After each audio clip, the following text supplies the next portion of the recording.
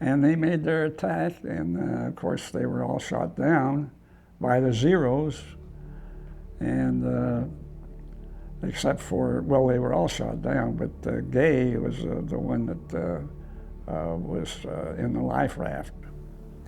But those guys who flew those planes, they had the guts to make them go and do what they could, you know. But that's the American spirit, though, really.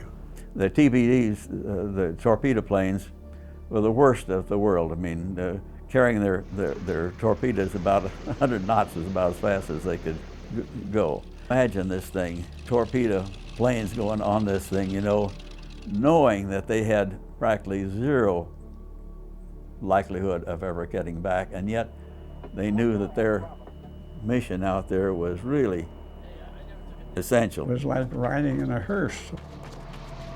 And the torpedoes that we had were lousy.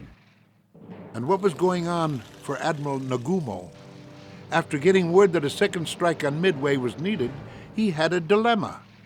Planes had to be rearmed, refueled, and respotted. Unlike American carrier doctrine, the Japanese did not arm and fuel planes on the flight deck. Returning planes had to land and then be moved to the hangar deck. When Commander Waldron and VT-8 made their gallant attack at about 0930, two things happened. The Japanese combat air patrol was brought down from a high altitude, and the Japanese ships maneuvered to evade torpedo attacks and reversed course out of the wind, unable to immediately launch a counterattack. Where were the rest of the American planes? Commander McCluskey, who was the air group commander, happened to sight a Japanese destroyer down on that was going like hell in one direction. He decided to follow it, and he led them right to the Japs, right to the carriers. The destroyer was the Arashi, returning to the Imperial fleet after attempting to depth charge USS Nautilus. Well, then we came there, and here were the three aircraft carriers. And then when we saw the fleets, of course, you know, you have images of things that you see sitting right here.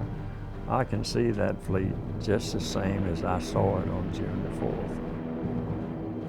4th. At 0949, cruiser Shikuma radioed carrier Akagi, 14 enemy planes 50 kilometers to port. Thus began the second series of torpedo attacks on the Japanese fleet by planes from the three American flat tops, to be followed by the accidental coordinated attack by U.S. dive bombers. Here comes the Enterprise torpedo planes. And most of them were shot down, except for a few. And then almost immediately after that, here comes the Yorktown torpedo planes.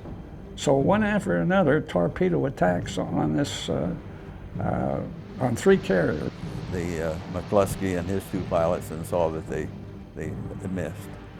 And then I watched Earl Gallagher, and he hit, and I thought that probably was his two 100-pound incenters. And next thing you know, hear this whole thing, you know, going from that little thing up into it was a wall of flames like 50 feet high, and coming up towards the front of the ship. Earl Gallagher went as low as is possible. His pullout was probably less than 500 feet. And I don't think mine was much higher than that either, just to make absolutely sure that we're going to get a hit. So I watched and made sure that I had landed, you know, right near the red circle. Because of the structure of the Japanese ships, the hangar decks have no access to the outside. They're all closed in. So if a bomb goes down to the hangar deck and explodes, it ain't going to be out the side. The explosion won't go out the side. It all takes place inside. So it's just like an explosion followed by an implosion. I released and immediately turned to counter his attack and got down as low in the water as I could. And we're now in the middle of the Japanese fleet. And it's kind of comical. My real seat gunner, Anderson by name, said, "Let's get the hell out of here." And I said, "What do you think I'm trying to do?"